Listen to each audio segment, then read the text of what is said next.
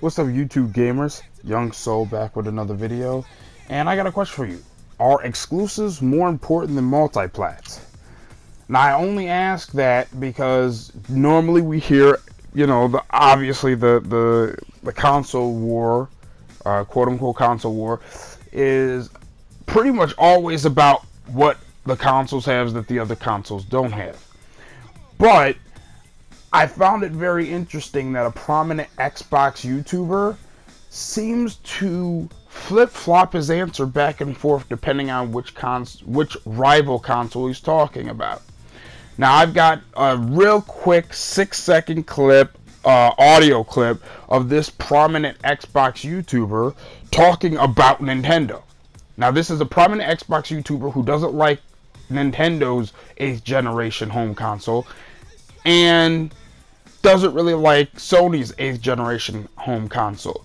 But when he talks about Nintendo's 8th gen console, he seems to have a exactly opposite opinion than when he's talking about PlayStation's home console, and it revolves around exclusives. Okay, everybody knows most people who are on my channel probably know this prominent Xbox YouTuber. Not going to use names because it's not about the name. It's about the culture that the Xbox fanboys push in the YouTube community. And that essentially is the flip-flopping of their opinion to suit their console, to make their console look, to always have their console look the best. So, if you've heard of this YouTuber, or heard any of his work, he's on a prominent Xbox podcast every week or every weekend, and he almost always talks about how the exclusives on Xbox are better than PlayStation's, and he goes by the rule of thumb that most people have gone by, that exclusives are the reason to choose one console over the other. So far, I'm not necessarily disagreeing with that. My problem is when he talks about the other console, Nintendo's home console, he has a completely different view. In fact, he has the opposite view. Now, I want you to listen to the recording, and I'm gonna quote you what he says right now, and then I'm gonna play it a couple times so you can listen to it. He essentially says, "Exclusives are cool, but multiplats rule.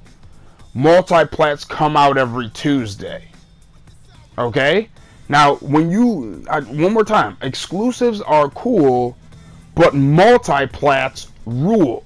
Multiplats come out every Tuesday. Which sounds to be an exact contrast to what he argues against PlayStation. So let me let you listen to the audio. I hope it catches, because I'm running this on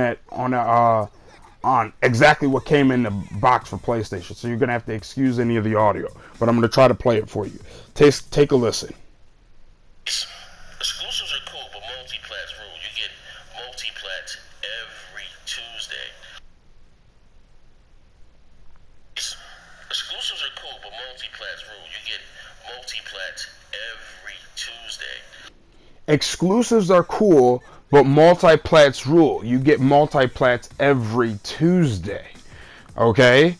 So, the problem here is not having one opinion or the other. I have no problem with anyone having either or opinion. But the problem is when this prominent Xbox YouTuber, who people deem to be credible, which I'm not sure how you see this guy as credible when just now, like I said, he flip-flops his own opinion. It's not that, he's arguing with someone else's opinion. He is flip-flopping his own opinion. Okay? Depending upon which of the other two consoles he's talking about.